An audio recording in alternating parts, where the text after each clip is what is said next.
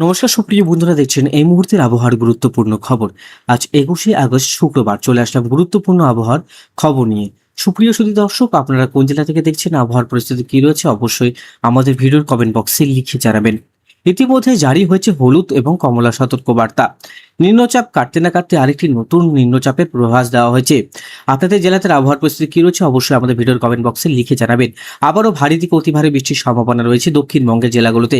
দক্ষিণবঙ্গের পাশাপাশি উত্তরবঙ্গেও ভারী থেকে অতি ভারী বৃষ্টির সতর্কবার্তা রয়েছে আগামী 4 থেকে 5 দিন। তো সুপ্রিয় বন্ধুরা, আমরা জানবো আগামী 5 দিন কোন কোন জেলাগুলোতে, কোন কোন শহরগুলোতে ভারী বৃষ্টিপাত আসছে এবং আমাদের পার্শ্ববর্তী দেশ বাংলাদেশে কেমন আবহাওয়া থাকতে পারে। তার পার্শ্ববর্তী যে রাজ্যগুলি রয়েছে, আসাম, মেঘালয়, মণিপুর, আইজল সমস্ত অঞ্চলে কিন্তু ভারী থেকে অতি ভারী বৃষ্টির সতর্কবার্তা আমরা লক্ষ্য করতে পারছি। তো চলুন আমরা দেখে নিই এই মুহূর্তের উপগ্রহ চিত্র কি রয়েছে।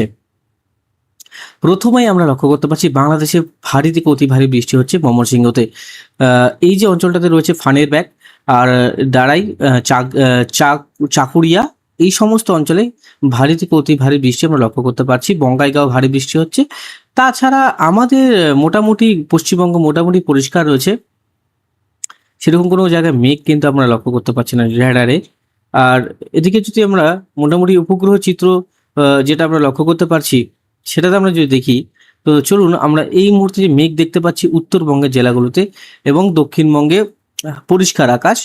মোটামুটি পশ্চিমের জেলাগুলোতে কিছু অঞ্চলে রোদ ঝলমলে আকাশ রয়েছে, উলুবেড়িয়ার দিকে, কলকাতার দিকে হালকা মেঘলা, উপরের দিকে মালদাতে মেঘলা রয়েছে, রংপুর, ময়মনসিংহ, সিলেট, মাদারীপুরের দিকে মেঘলা আকাশ, ভারতনগরে মেঘলা আকাশ। নিম্নচাপের কিছুটা অংশ প্রয়াগরাজে অবস্থান করছে, কিছুটা আরেকটি অংশ দিল্লির দিকে অবস্থান করছে। আরেকটি নিম্নচাপ সৃষ্টি হচ্ছে পোর্টবেলার দ্বীপ থেকে, দেখতেই পাচ্ছেন পোর্টবেলার দ্বীপ যেটা রয়েছে আন্দামান, আইসল্যান্ড, বে অফ বেঙ্গল, বিশাখাপত্তনম, মাদুরাই সমস্ত অঞ্চলে কিন্তু ভারী থেকে অতি ভারী বৃষ্টির সম্ভাবনা আমরা লক্ষ্য করতে পারছি। বজ্রবিদ্যুৎ সহ যেটা বৃষ্টি আমরা লক্ষ্য করতে পারছি, দেখুন শুক্রবার থেকে আমরা যেটা লক্ষ্য করতে পারছি গোটা রাজ্য জুড়েই আজকে কিন্তু বিক্ষিপ্ত বজ্রবিদ্যুৎ সহ বৃষ্টি লক্ষ্য করা যাচ্ছে। শনিবার থেকে এই বৃষ্টিটা মোটামুটি আস্তে আস্তে ভারী হতে শুরু করবে।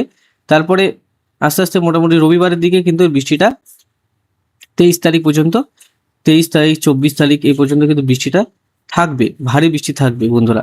25 তারিখও ভারী বৃষ্টি থাকবে। তারপরে এদিকে 27 তারিখও ভারী বৃষ্টি লক্ষ্য করা যাবে, 28 তারিখও ভারী বৃষ্টি লক্ষ্য করা যাবে, তারপরে 29 তারিখও ভারী বৃষ্টি লক্ষ্য করা যাবে, 30 তারিখও ভারী বৃষ্টি লক্ষ্য করা যাবে, 31 তারিখও ভারী বৃষ্টি লক্ষ্য করা যাবে। 1 মে পর্যন্ত আমরা ভারী বৃষ্টি লক্ষ্য করতে পারছি। শুক্রবার, শনিবার পর্যন্ত ভারী বৃষ্টি আমরা লক্ষ্য করতে পারছি।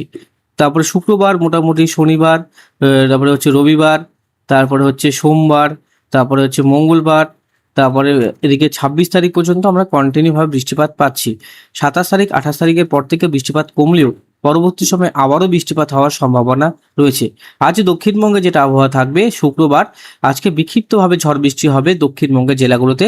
ভারী থেকে অতি ভারী বৃষ্টি হবে দক্ষিণবঙ্গের কলকাতাতে, বারাসাতে এবং 2 চব্বিশ পরগনা, 2 মেদিনীপুরে ভারী থেকে অতি ভারী বৃষ্টির সম্ভাবনা রয়েছে।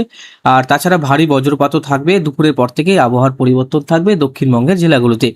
এবার উত্তরবঙ্গের কথায় আসি, উত্তরবঙ্গে ভারী বৃষ্টি থাকবে দুপুরের পর থেকে শিলিগুড়ি, আলিপুরদুয়ার, জলপাইগুড়ি, বঙ্গাইগাঁও, শিলং, গুয়াহাটি, শিলচর, আইজল, তারপরে হচ্ছে এদিকে কক্সবাজার, তারপরে হচ্ছে এদিকে মোটামুটি ডিমাপুর, এই সমস্ত অঞ্চলগুলোতে ভারী থেকে অতি ভারী বৃষ্টি আমরা লক্ষ্য করতে পারছি। তারপরে এদিকে শনিবারও আমরা ভারী বৃষ্টি লক্ষ্য করতে পারছি। তারপরে এদিকে মোটামুটি রবিবারও ভারী বৃষ্টি লক্ষ্য করতে পারছি। তারপরে এদিকে সোমবারও ভারী বৃষ্টি লক্ষ্য করতে পারছি। সোমবারও ভারী বৃষ্টি হবে, মঙ্গলবারও ভারী বৃষ্টি লক্ষ্য করতে পারছি মোটামুটি। তারপর 26 তারিখে, 27 তারিখেও ভারী বৃষ্টি লক্ষ্য করতে পারছি, 28 তারিখেও ভারী বৃষ্টি লক্ষ্য করতে পারছি, 29 তারিখ, 30 তারিখ, 31 তারিখ, তারপর 1 তারিখ, 2 তারিখ, 3 তারিখ সমস্ত অঞ্চলে কিন্তু ভারী বৃষ্টি লক্ষ্য করা যাচ্ছে। শুক্রবার, শনিবার, তারপরে হচ্ছে রবিবার, এই সমস্ত অঞ্চলগুলোতে ভারী বৃষ্টি লক্ষ্য করা যাচ্ছে। মঙ্গলবারও ভারী বৃষ্টি লক্ষ্য করা যাচ্ছে। তারপরে হচ্ছে 26 তারিখও ভারী বৃষ্টি লক্ষ্য করা যাচ্ছে। তো উপরের দিকেও কিন্তু বৃষ্টিপাত হবে, মানে এই 4-5 দিন কিন্তু বৃষ্টিপাত চলবে, বিক্ষিপ্তভাবে চলবে, এমনটা না যে রোদ উঠবে না। কিন্তু রবিবারে ভারী বৃষ্টি থাকবে উত্তরবঙ্গে এবং দক্ষিণবঙ্গের জেলাগুলোতে ভারী বৃষ্টি আমরা লক্ষ্য করতে পারবো। এই বৃষ্টিটা মোটামুটি রবিবার এবং সোমবার পর্যন্ত ভারী বৃষ্টি চলার পর আস্তে আস্তে সোমবার থেকে আবার একটু বৃষ্টিপাত কমবে, আবার মঙ্গলবার থেকে আবার বৃষ্টিপাত শুরু হবে বন্ধুরা।